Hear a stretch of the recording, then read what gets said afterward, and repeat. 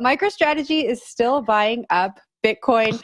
The company purchased $42.8 million worth of Bitcoin between November 1st and December 21st, according to an SEC filing.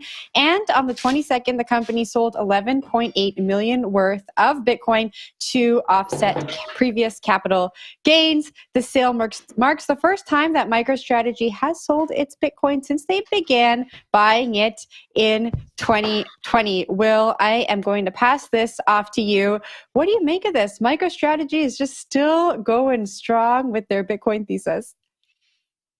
This headline is all wrong. We should have a completely different headline. That is that they sold Bitcoin, not bought it. Just kidding, of course. This is big news that they're still buying Bitcoin. We love to see that. They did sell some Bitcoin. It does seem to be for the tax harvesting aspect of that. And for those who are unfamiliar with it, in cryptocurrency and a few other assets, you do have the ability to sell your crypto and to sell into losses and then take a tax benefit for selling it. With securities and stocks and all that stuff, there is a 30-day wash rule, and there's some other components around it that you have to make sure that you follow.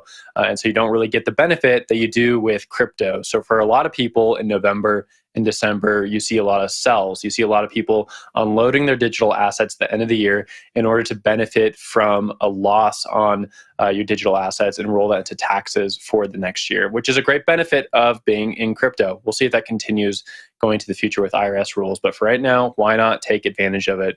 They still are buying Bitcoin, though. I think that's important to note that Michael Saylor, even though he stepped down as CEO and is now overseeing MicroStrategy in a different way, is still Bitcoin bull. They're still going to be purchasing Bitcoin. This is not a huge purchase compared to some of them in the past, and they're still actually pretty underwater on their overall purchases based on Bitcoin's price right now. But they still seem to have dry ammo and are willing to put more money into Bitcoin, even though we are in a down cycle right now. David, I'm actually curious for your take on this, however, so I'm going to boot it over to you. Yeah, Saylor is a complicated figure. MicroStrategy is a tricky one to talk about. I mean, I personally, I think that being essentially fairly leveraged on any one asset is pretty risky. And it's great that they still have cash to do this with. It does lower their cost basis and sort of sets them up better for the long term, that they're able to buy in at this low point in the market.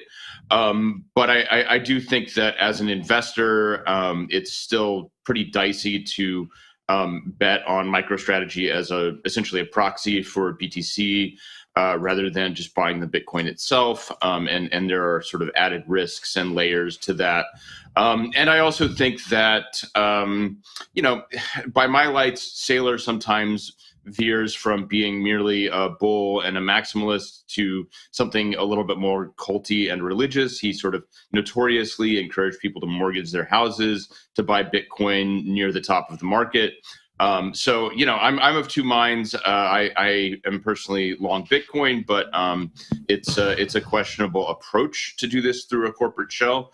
So I have mixed feelings about them continuing the strategy. I thought at this point we would probably be hearing a little bit more about MicroStrategy's actual business instead of them continuing to buy up Bitcoin, David. But here we are. Wendy, what do you think? Why would we talk about what MicroStrategy actually does?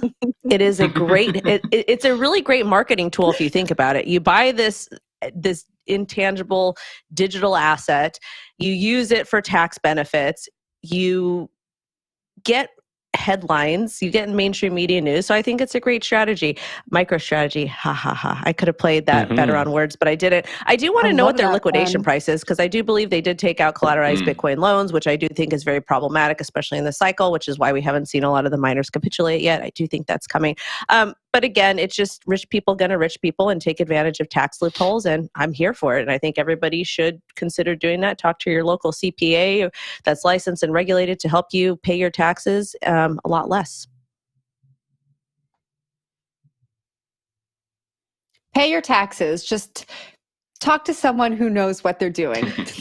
Yes, do not listen to some random YouTuber or listen to a thread on Twitter. Please talk to somebody who knows what they're doing, because do you guys remember reading about this? I think there was some other news that came out that the IRS is going to not enforce cryptocurrency you still have to pay your taxes, but they changed the way that they're going to do it. But the change isn't going to occur for another year because they weren't able to figure it out. I don't have the article in front of me. I should have had that, but I didn't know this was going to go down a tax loophole.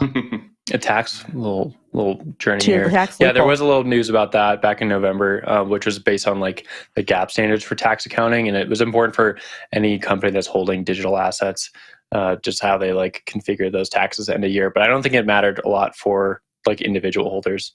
But regardless, let's move over to David and talk next about some market manipulation on DeFi markets. Yes, I will say one last thing about the tax harvesting thing, which is we are obviously approaching the end of the year. And for everybody who's harvesting losses on taxes through crypto, they're selling. So we might see, if we haven't already, a little bit of tax-driven dip that will reverse in the new year. So if you've got free cash, worth considering.